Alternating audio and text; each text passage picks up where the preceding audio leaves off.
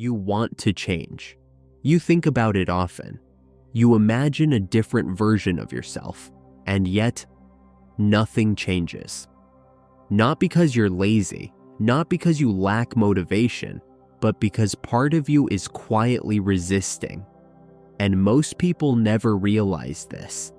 They keep trying to push harder while fighting themselves on the inside.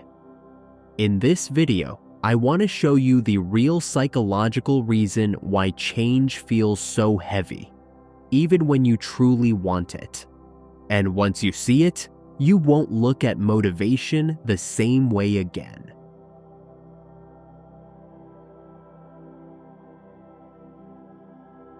Almost everyone believes that change is about willpower. If you want something badly enough, you should be able to do it. But if that were true, why do smart, capable people keep repeating the same patterns? They know what to do. They've watched the videos. They've read the books. And still, they hesitate. They procrastinate. They self-sabotage. This isn't a discipline problem. It's an internal conflict, a silent one.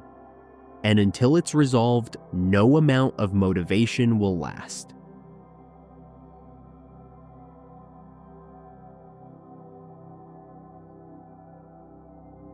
The brain is not designed to make you successful. It's designed to keep you alive, and survival depends on familiarity. What you do repeatedly becomes predictable. Predictable feels safe. This is why change feels threatening, even when the change is positive. A new routine, a new identity, a new version of you. To your brain, those are unknown environments, and unknown feels risky. So instead of pushing you forward, your brain quietly pulls you back toward what it already knows.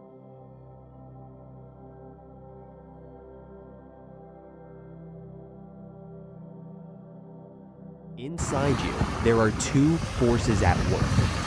One part wants growth. It wants clarity. It wants a different future. The other part wants stability. It wants predictability. It wants to avoid discomfort. Neither part is wrong. But when they pull in opposite directions, action freezes. This is why change often feels heavy.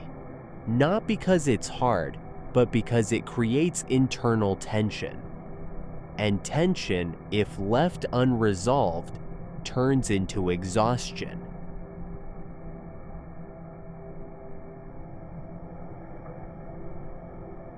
Most people believe change fails because they lack willpower. But willpower was never designed to carry long-term change. Willpower is a short-term energy source.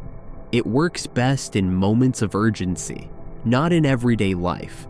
This is why people start strong and slowly fade.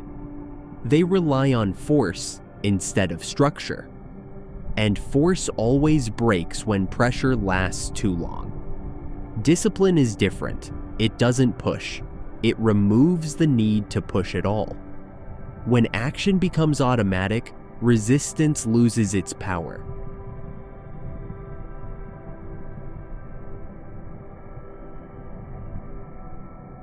Discipline is often misunderstood. People imagine strict rules, pressure, and self-control.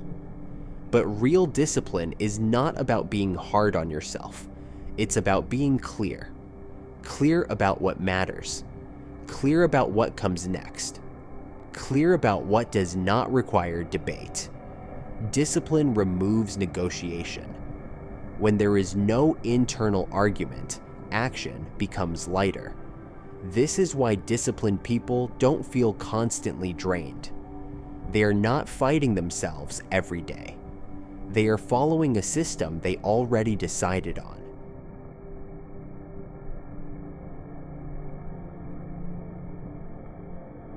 Motivation is unpredictable.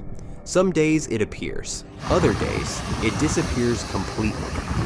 Discipline was never meant to depend on motivation. It depends on cues, a time, a place, a clear starting action. When these cues repeat, the brain stops asking why and starts expecting when. This is how discipline forms, not through desire, but through repetition. And repetition is something you can control.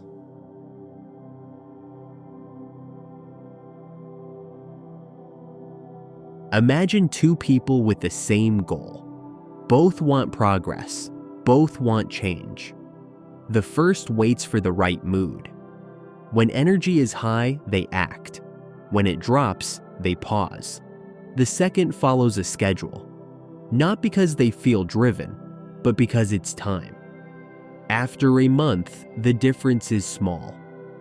After a year, it's impossible to ignore.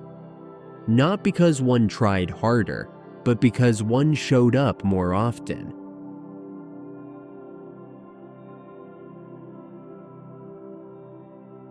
Every repeated action sends a signal to the brain. That signal says, "This is who I am." When you act consistently, identity begins to shift. You stop saying, "I'm trying," and start saying, "I'm someone who shows up." This shift is subtle, but powerful. Once behavior aligns with identity, effort decreases. You no longer push yourself. You simply act in accordance with who you believe you are.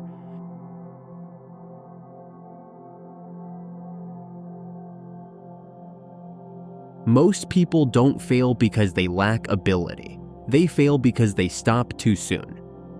Progress often feels invisible before it becomes obvious. The early stage is quiet. Results are delayed. Feedback is minimal. This creates the illusion that nothing is working. But growth happens beneath the surface long before it shows externally.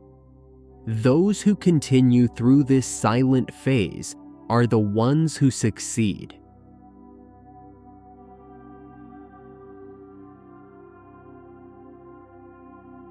Long-term discipline doesn't come from intensity. It comes from sustainability. Disciplined people don't ask, "How much can I do today?"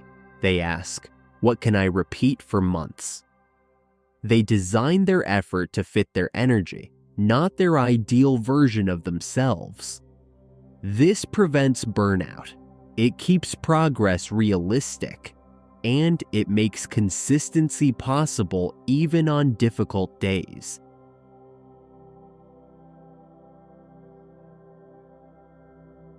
Discipline is rarely dramatic. It doesn't feel powerful in the moment. It feels ordinary, repetitive, quiet. But over time, it shapes outcomes more than talent ever could. Talent may open the door. Discipline decides whether you walk through it. And in the end, the people who move forward are not the most gifted. They are the ones who kept showing up.